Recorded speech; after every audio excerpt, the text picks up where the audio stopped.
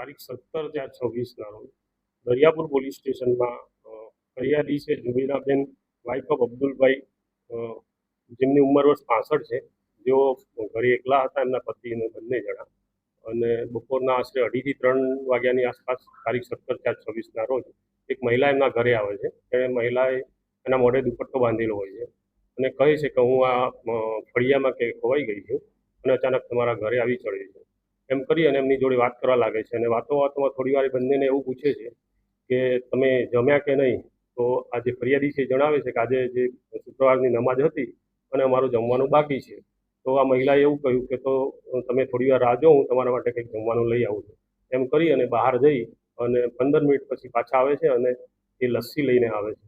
અને આ લસ્સી આ બંને જે હસબન્ડ વાઈફ હતા, જુબીરાબેન એમના હસબન્ડ, એમને લસ્સી પીવડાવે છે અને લસ્સી પીધા બાદ આ બંને જણા અર્ધબેભાન જેવા થઈ જાય છે.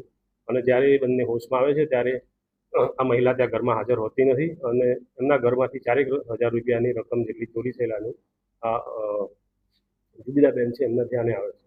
અને આ બાબતે તેઓ દરિયાપુર પોલીસ સ્ટેશનમાં ફરિયાદ દાખલ કરાવે છે. અને આ લસ્સી પીધા બાદ એમના જે હસબન્ડ હતા, જેમનું નામ છે અબ્દુલભાઈ ઇસ્માઇલભાઈ સિપાહી, જેમની 81 વર્ષની ઉંમર હતી, એમની તબિયત ખરાબ થતાં એમને સિવિલ હોસ્પિટલ ખાતે દાખલ કરેલ અને તારીખ 20/4/26ના રોજ સવારના 11 વાગે જેઓનું મરણ થયેલ છે. જે બાબતે દરિયાપુર પોલીસ સ્ટેશન જે તે સમયે ગુનો દાખલ થયેલ હતો અને આ બાબતની જાણ ક્રાઇમ બ્રાન્ચને થતાં ક્રાઇમ બ્રાન્ચની અલગ અલગ ટીમો દ્વારા આ મહિલા જે આરોપી હતી એની શોધખોળ ચાલુ હતી.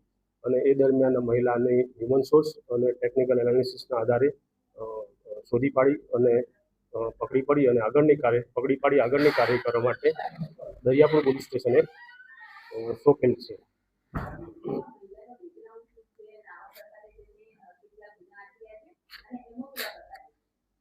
આ મહિલાની એમો આ જ પ્રકારની છે. રિક્ષામાં તેમજ ઘરમાં ઘૂસી અને આ રીતના કોઈ પણ પીણામાં દવા જેવી વસ્તુ કંઈક પીવડાવી અને એમને બેભાન કરી અને ઘરમાંથી જે કંઈ રકમ મળે તે કાઢી લેવાની એમની એમો છે. અને આમની વિરુદ્ધ 2019થી લઈ અને અત્યાર સુધીમાં 9 ગુના દાખલ થયેલા છે. એમાં જુગારના પણ કેસો છે. આ મહિલા પોતે જુગાર રમવાના પણ ટેવવાળા છે.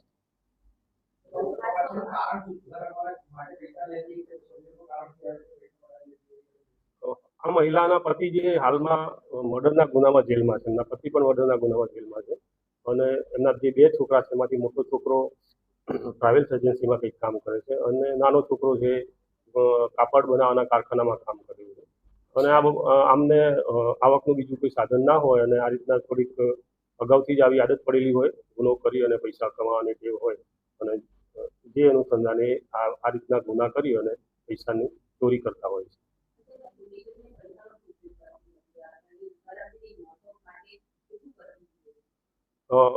પોતાના ઘર વપરાશમાં અને જુગાર રમવામાં ચોરી કરેલા પૈસાનો વપરાશ કરતા હતા. અને આ મહિલા છે હમણાં છેલ્લા 15 દિવસ પહેલા જ જેલમાંથી છૂટેલ છે.